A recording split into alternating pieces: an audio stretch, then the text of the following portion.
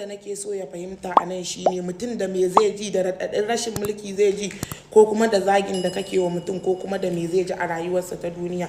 Abin da ba ku sani ba a nan shine wallahi wani ga rashin mulki kuma da ya san suna tare da shi yana yabansa ga ya basa yana zagin sa, wani sai har atar ya kama shi, ciwon zuciya ya kama shi, zuciyarsa ta buga ya rasu da dai sauransa ko wani abu irin abin ake yin magana. Amma kuma idan an bi ta mabi sahu abu ta barawo, idan bera da sata daddawa ma da warinta.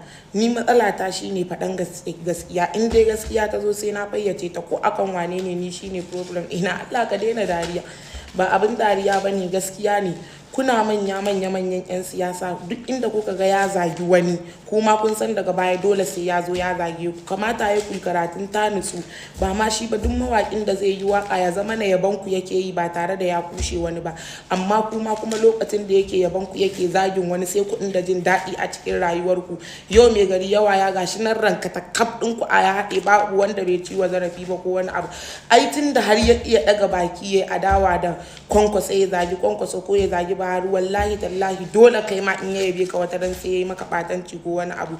To da kuka ga an yi wa mutum ɗaya haka, an yi wa mutum biyu, to sai ku sa a ranku kuma fa zai iya muku butulci nan gaba idan mulki ya sake ku, ya wulakanta ku, ya cicci muku mutunci ko wani abu. Abinda za mu ringa duba kenan. Na farko dai wannan siyasa tun da ta riga ta zama dole a ƙasar nan, mutum in zai waƙarsa ya yi wa abin shi daidai yanda ya ga zai iya, ya yabi wanda ya yaba ba sai ya zage su ba. Yanzu ku duba tsabatin mutunci, wai kwankwasa shine tsula, menene kaza menene kaza, aba da Allah wannan abin yayi yawa. Dole dama mutum ya tsinci kansa a cikin track ko wani abu da dai sauransu.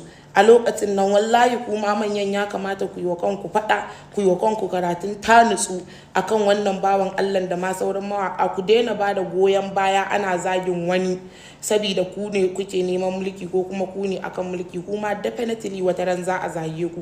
Ai duk abin da aka yi wa ɗan uwanku to dole kuma gaba sai an yi muku irin wannan. To da tun farkon farawarsa da ya fara zagin wani kuka ga wancan mulki ya sake shi ya dawo yana zagin ku, tun a lokacin ya kamata ku san wane ne wannan mutumin, butuli ne zai iya kowa butulci. Ni kuma wannan maganar da nake yi ba ina yin ta bane wai ko dan na tsane shi rara ko kuma dan ina jin haushin sa. No, mata bata taba hada ni da shi ba da za a ce ina jin haushin sa ko wani abu ko kaza. Kawai ni a rayuwata na tsani butulci ko wani abu. Wallahi tallahi ba na son butulci a cikin rayuwata ni nan da kuke gani na a rayuwa. Idan mutum zai waka su hanyar neman abincinsa ce a haka, wani ma me ake cewa, wani kawalci ce hanyar sana'arsa, wani sata ce sana'arsa, wani zamba cikin abinci, wani damfara, shi gwara shi ma waka yake yi ita ce sana'arsa. To amma menene mutum ya iya baki